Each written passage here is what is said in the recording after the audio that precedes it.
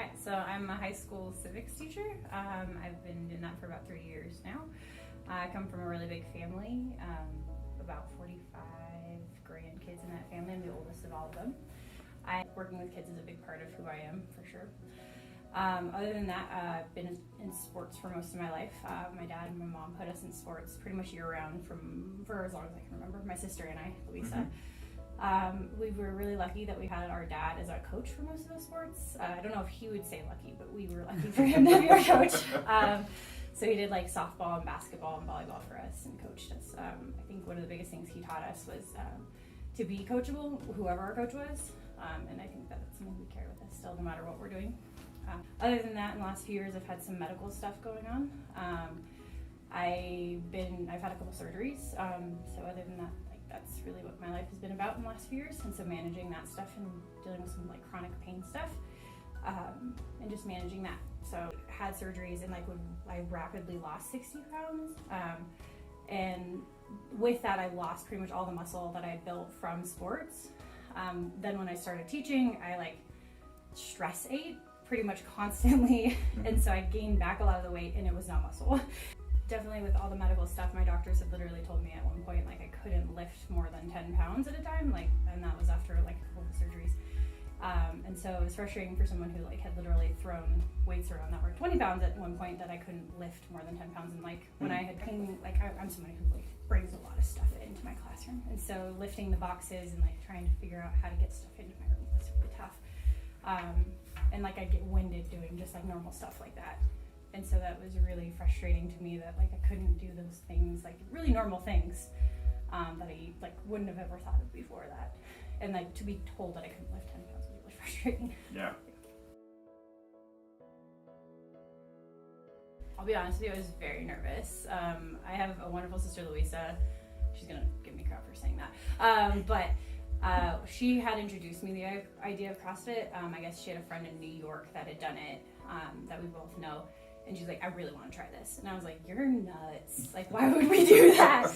And so we kept looking on different places that we could go to just try a class. And I was like, this is insane. Why would we do this? All the pictures are people with moving these big tires and doing all these really intense things. I was like, I'm way out of shape for that. I don't know what you're thinking. And we just happened to see the ad for Sacris, and I don't know, on a whim signed us up. And I almost didn't come. I 100% chickened out almost immediately. And then she's like, well, I'm doing it.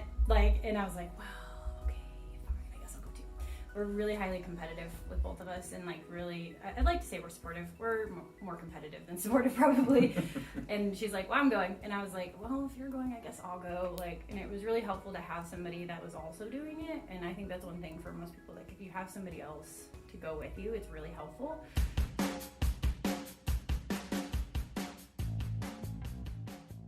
But one thing that I wasn't expecting when I came in, just knowing what I've seen about CrossFit, is that all of the workouts the coaches will change them based on your fitness level. They will manage it and make sure that it's something you can do. So for example, even just yesterday, I've been doing this for a few months, I still really was struggling with the workout, and you came up and were helping me kind of manage it and make sure that I handle the rest of the workout and make it something that I could finish and still do. And I still felt like I was being successful, if that makes sense. And I think that's something that I wasn't totally expecting, especially with fitness classes in general. I felt if you didn't do it, you were failing. And I think that's something, the idea of scalability, or that's the coaches are there to help you be successful, is really a powerful tool in CrossFit that I don't think a lot of people know about. And I think with our coaches at Sacris are really extremely good about knowing the people that are here and getting to know us and really helping tailor those things, if that makes sense. Everyone here is really good about knowing that. And I think that also talks about the community that you've built here. I'm pointing to Jennifer, who's behind the camera right now. So you and Jennifer, from day one when I met you guys, I think you even mentioned it in our no sweat meeting, that you were really very intentionally building a community at Sacris, and I was really impressed when I came to the classes and saw that with the people that are here. I know that the people that are here are really help motivate me coming to class, and they're people that cheer us on and cheer people on, and first I wasn't really excited about that, and you know that like I really was like, I don't want to talk to anybody while I'm here. But it really made me think of like high school sports and like how much it felt like a team environment and felt really supportive and really helpful and like just really great to like come to a class and like a really positive energy the whole time we're here. And like they're not looking at us and like being like, you can't do the workout. Like they don't care about that. They're just really happy that of what we can do when we're here. And they're really supportive and like high-fiving people and just really care about each other in a lot of ways, not just what we can do in the gym, but as people. I think that's a really powerful thing that I do. So I think